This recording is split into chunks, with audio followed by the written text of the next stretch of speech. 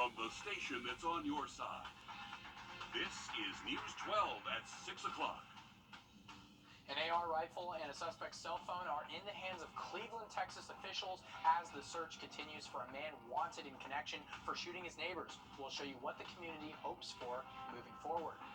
But first, we're taking you to downtown Augusta once more this weekend for an uplifting event. Today kicks off National Small Business Week nationwide, and city leaders and business owners alike want to highlight our local businesses. Taylor Martin is there now after the first day wrapped up just moments ago. Yeah, Craig, well, things just wrapped up here at the National Small Business Week kickoff here on Broad Street, and I spoke with a few small business owners about why it's important to shop small and a little bit about their stories. It's a week-long celebration of the people in our communities working day in and day out to run their own business. For the owner of 1028 downtown, Natanya Tillman, supporting local businesses is not just something she does in her personal life. It's the heartbeat of her business as well, giving small business owners the opportunity to connect and network at her lounge downtown. It's why she's planned multiple events this week to support businesses in our area, and I spoke with her about why this is important. But the one thing that's consistent about small business owners is that we pour our everything into our businesses. You know, it doesn't matter if it's a grassroots business, it doesn't matter if it's a business that's been established for years. We work tirelessly to earn the customer's attention, to earn the customer's dollar, and just overall, we just work harder. All new on News 12 at 11 o'clock, we'll be talking to more small business owners who are using their talents to make an impact in our area. Reporting in Augusta, Taylor Martin on your side. Alrighty, thanks for the downtown look there, Taylor, and another downtown look here from and also the forecast for the week ahead coming up. Texas authorities are searching a wide area and going door to door for tips in a manhunt for an accused gunman who shot and killed 5 of his neighbors after they complained about noise. Authorities say the total reward offer for information reached $80,000. CBS News correspondent Janet Shamlian reports from Cleveland, Texas. The manhunt for a gunman who killed 5 people in Texas, including an 8-year-old boy, entered its second day, with authorities saying by now the suspect could be anywhere. We have over 150 policemen here yesterday looking for this suspect. Today, it's well over 200, and more officers from other agencies are coming in. San Jacinto County Sheriff Greg Capers said the search is widened in the town of Cleveland, north of Houston. Authorities say the alleged gunman, 38-year-old Francisco Oropeza, gunned down his neighbors close to midnight Friday after they asked him to stop firing off rounds in his yard. 5 people died in my county, and that is where my heart is. Investigators found clothing and a phone while combing a rural area that includes dense layers of forest. But tracking dogs lost the scent. We're asking everyone for your help so we can bring this suspect, or this monster, I will call him, to justice. The FBI released new images of Oropeza, including a prominent tattoo on his left forearm. We do not know where he is. We don't have any tips right now to where he may be. Deputies also recovered the AR-15 style rifle that Oropeza allegedly used in the shooting. Investigators warned he may be armed and is dangerous. Janet Shamlian, CBS News, Cleveland, Texas. According to authorities, the victims were all believed to be from Honduras, and the sheriff says all were shot from the neck up. A 19-year-old is in jail without bond for a shooting overnight in Mississippi. It happened after an after-prom party.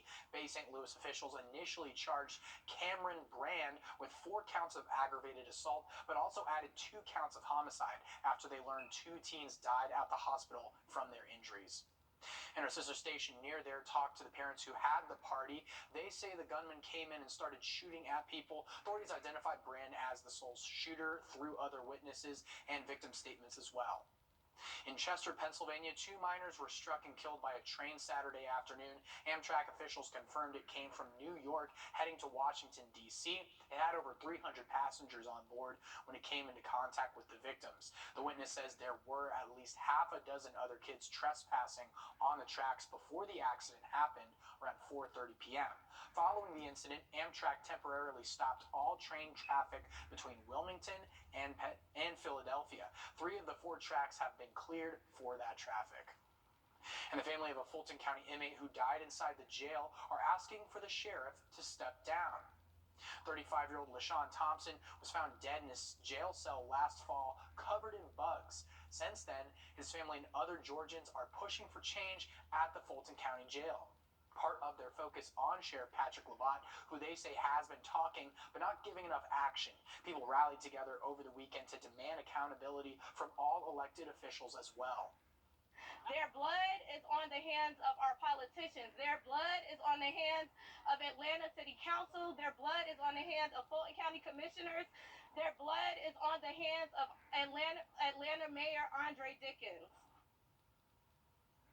The sheriff says he wants to do monthly safety and security audits at the jail. Fulton County commissioners also approved $5 million last week to fix and clean up the jail, but Sheriff Labatt wants a new one to be built.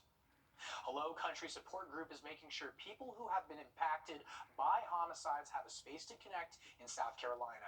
The Survivors of Homicide Support Group in Charleston hosted a picnic this weekend for families to enjoy food, play games, and more. The group is meant to help each other survive and gain a better understanding of grief and loss while promoting growth in their lives. The victim witness coordinator in the county says having events like this allows them to be around people who understand their pain, especially as she is a survivor herself. You don't know what to say. I would say the best thing that I could tell someone if they want to spend time with a survivor is just listen. A lot of times they just want someone to hear them because their days are dark and shiny at the same time. The support group also provides a safe, confidential setting for guests as well, but people who work with it say it can lead to lifelong friendships and moments of joy through the topic.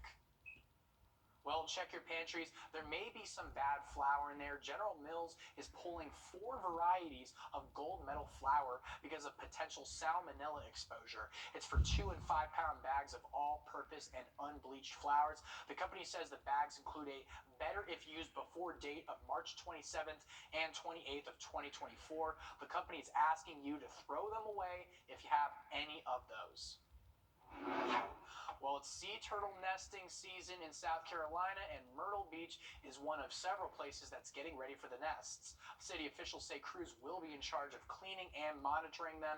As for beachgoers, the best way you can help is by staying away from the turtles. They're federally protected by the Endangered Species Act and Marine Turtle Protection Act. You can look, but stay away from them in the ocean or crawling on the sand. And don't get too close to the nest. Disturbing them could lead up to a $15,000 fine and jail time. Coming up, Taylor Swift fever is in Georgia this weekend, and we're learning she's making a generous donation while on tour. Stick around for more on that. And things have dried out for us. The sunshine making a return as well as breezy conditions, which are going to have those pollen levels pretty elevated. We'll talk more about that in your forecast in general coming up. If you think you're Below average all the way through about Friday, not really until we get closer to the weekend do we have a better chance at seeing those temperatures near 80. Thanks for the heads up, Mikkel. Well, unless you've been living under a rock, this weekend has been for the Swifties. Taylor Swift is saying hello to Atlanta this weekend for the Eras Tour, and she has one more sold-out concert to go tonight. It turns out she's doing more for the community than just bringing in business and music. Asia Wilson with our sister station there reports on how she's giving back to the city. It's been a party inside Mercedes-Benz Stadium. Oh, we always love playing in Atlanta. You guys are so sick. You're so nice to us. As Taylor Swift fans have been swept away hit after hit. Even some fans coming from Florida to get a taste of it. Her performance was like over the top. But Friday morning, before all the action, the Atlanta Community Food Bank got an unexpected surprise. We were really pleasantly surprised to get that phone call from her team. A call saying Swift wanted to make a donation to the organization. Taylor Swift support, which is very generous, is going to make a big difference. Staff saying it's an amount they're not able to share, but adds, there are a lot of families who are going to get food as a result of that support.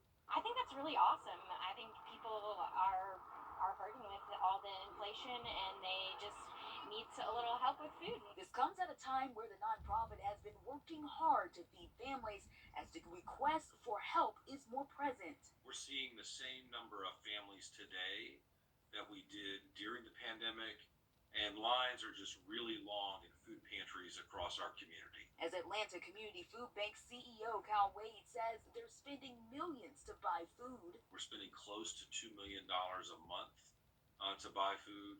Fans say they're glad Swift is helping so many here and across the country. A great way to give back. Wade does hope that others will be inspired by Swift's generosity to help others with food insecurity. And he also heard in the news that she left a previous donation in Tampa for 125,000 meals while also giving back to charities in every city she stops in. We'll check in on how Greek Fest finished up coming up here on News 12 at 6 after the break. We know Infinity.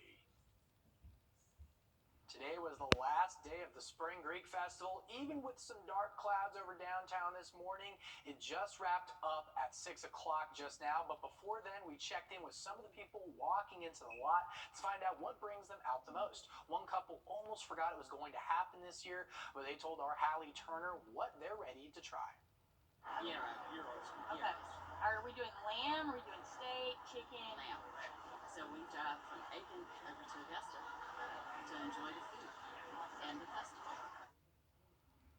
Great stuff there. Lots of great and happy families out this weekend. Now moving on over to the internet, virtual reality headsets are making it possible for people to explore places they may not have ever gotten a chance to see. One assisted living community is using virtual reality technology to help make its residents go to new places. Megan McGrath reports. I love it. The goggles are a bit strange looking, but for Nicholas Anastasopoulos, it's a way to visit his beloved birthplace, Greece. With limited mobility, traveling back to the old neighborhood just isn't an option. But thanks to virtual reality technology, he can now make the trip from the comfort of his wheelchair. It's beautiful. And if you've been there, you relive your past. The Seneca Rockville, an assisted living community in Montgomery County, is using virtual reality goggles to transport residents to foreign lands, allowing them safe adventures, whether it's sightseeing in Greece or swimming with sharks. Maybe it's difficult to get on an airplane. Maybe it's difficult to even leave the floor that you're on. It's a fantastic opportunity for our members to be immersed in another world, to be able to step out of the community without ever leaving their seat here. The special headset places the wearer inside the 360 video. It's an immersive experience. Move your head or turn, and the scenery moves with you, making it feel like you're really there. You turn up, it will turn up with you. You go left, right, up and down. You really get that sense of feeling that you just stepped into like your own world. But you also have like the sense of feeling that you're safe, you're secure. What you see on the video screen here is what's playing inside the goggles for the wearer. Regina Lefkowitz was born in Belgium but has never visited as an adult until today. I want to see where I was born. And for me to see Belgium at this time in my life would be very difficult because my legs aren't what they used to be. Not only fun, the virtual experience has positive health benefits for the residents, helping with memory and imagination and bringing a sense of joy.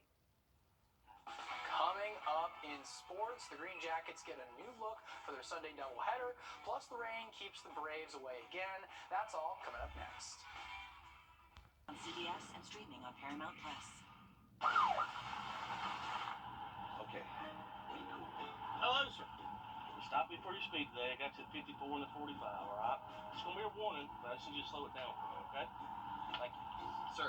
Yeah. I don't mean to argue with you, but I was not going 54 miles per hour. I've had the cruise control set at 64. All right, sure. Well, if that's the way you want to have it, here's your ticket for 64. Thank you. Are you 64?